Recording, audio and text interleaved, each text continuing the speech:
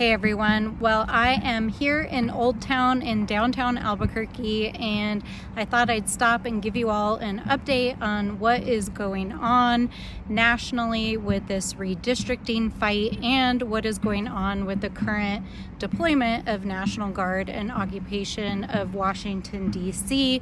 Lots going on in the world. I want to talk about its implications for the 2026 election, what this is all about, and how it affects our rights and our democracy. So let's get started. First of all, many of you have probably heard that just a short while ago, the Texas House just passed highly gerrymandered maps, and these maps are now being sent to the state Senate, where they are expected to pass in the Texas legislature tomorrow.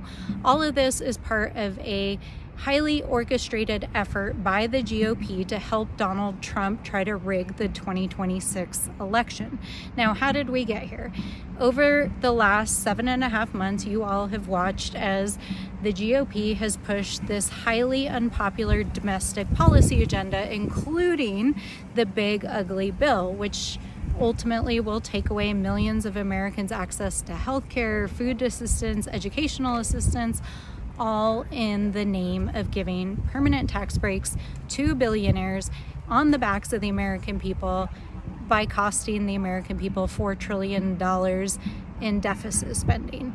Hugely unpopular all across the United States. And shortly after this bill was signed into law on July 4th, they did national polling, and it was very clear that the American people did not ask for this. This was not a high demand set of policy proposals. In fact, highly unpopular with the American people. This is not what people asked for. And so it was very clear based on that polling that they were going to lose the 2026 elections. And so Donald Trump literally asked the governor of Texas and other states to find him 5 more seats so that they could hold on to power in the 2026 midterm elections in the House of Representatives. So in the coming weeks, the Texas state legislature and governor drew these maps that would draw 5 current sitting Democratic members of the House out of their congressional districts.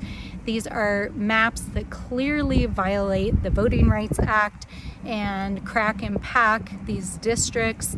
The Texas state Dems left the state in a standoff to hold off on providing a quorum.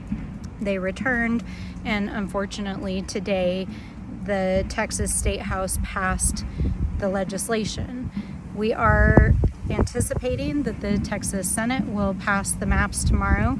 However, we now know that California is going to put forward a ballot measure to the people of California to consider mid-decadal redistricting in California, which would, once the people agree to it, would allow their legislature to consider alternative maps. But we know this is essentially unraveling quickly, and it's very clear that the Republicans know that their domestic policy agenda is so deeply unpopular that they can't win without cheating. And that is why Donald Trump also, this Monday, after he met with Vladimir Putin, announced that he was going to sign an executive order essentially stopping mail-in voting and stopping states from using voting machines.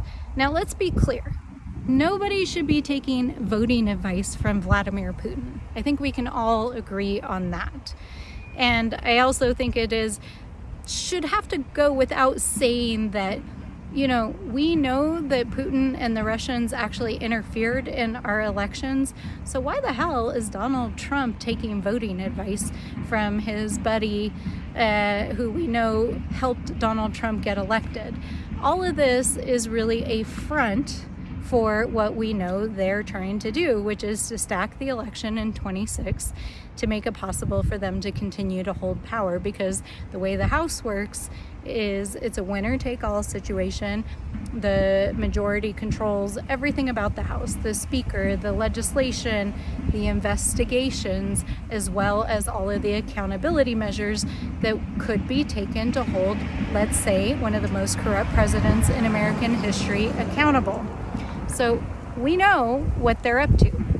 We are going to fight back with every tool we have, the courts, Congress, organizing in our communities, and speaking up, speaking out, and fighting back in every single state where they are attempting to do this.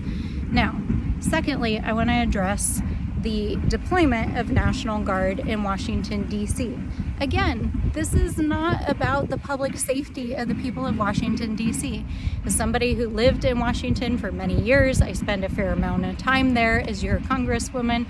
Certainly, it is a city like all cities that struggles with public safety issues, but the deployment of National Guard and the showmanship that is going along with it is not about public safety.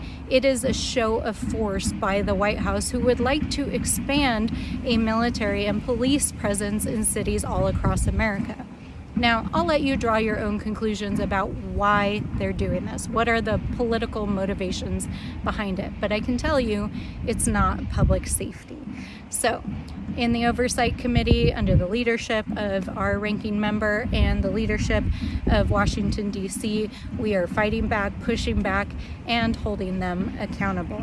But I know it's scary times. I know folks are freaked out. We just heard there was an accident in Washington involving one of these military vehicles and civilians. So stay strong, everyone. Please take care of yourselves and know we're out here in the fight, serving our communities and out here fighting for our democracy. So, sending you all so much love. I will see you in the coming days here in New Mexico, and I hope you guys have a beautiful night. It's just absolutely gorgeous out here tonight in New Mexico. See you all soon.